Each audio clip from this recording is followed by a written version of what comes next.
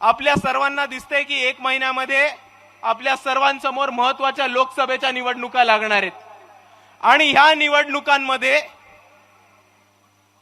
बरीचशी चर्चा चालू आहे। एका बाजूला युतीची चर्चा चालू आहे, दुसऱ्या बाजूला आघाडीची चर्चा चालू आहे।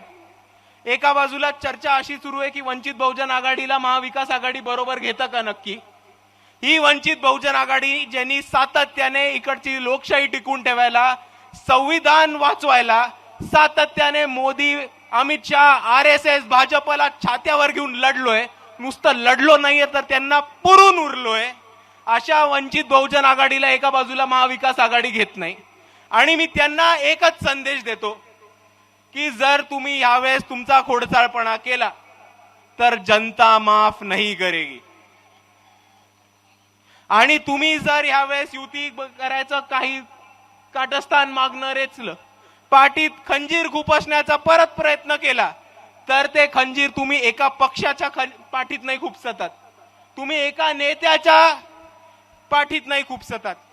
बाबासाहेबांच्या विचाराला मानणाऱ्या, बाळासाहेबांच्या भूमिकेंना मानणाऱ्या आणि बाळासाहेबांचं नेतृत्व मानणाऱ्या एवढ्या मोठ्या जनसमुदायाच्या पाठीत खंजीर खुपसण्याचं काम करताय, एवढं लक्षात ठेवा, हे मी महाविकास आघाडीच्या लोकांना सांगू इच्छितो। आणि दुसऱ्या बाजूला महायुतीमध्ये पण काय सगळं सुरळीत चाललंय असं नाही। अजितदादांची लोक लढलेली भाजपच्या विरुद्ध, अजितदादांची लोक लढलेली शिंदे गटाच्या लोकांच्या विरुद्ध, शिंदे गटातली लोक लढलेली अजितदादांच्या विरुद्ध, हे सर्व लढलेले भाजपच्या विरुद्ध। ह्यांच्याकडे कोणती सीट कोणाला सुटते ह्याच्यावरनं मारामारी चालू आहे, त्याच्यावरनं गोळीबार होऊ लागलाय। कधी फेसबुक लाईव्ह वरती गोळी चालते तर कधी उल्हासनगरच्या पोलीस स्टेशन मध्ये गोळी चालते।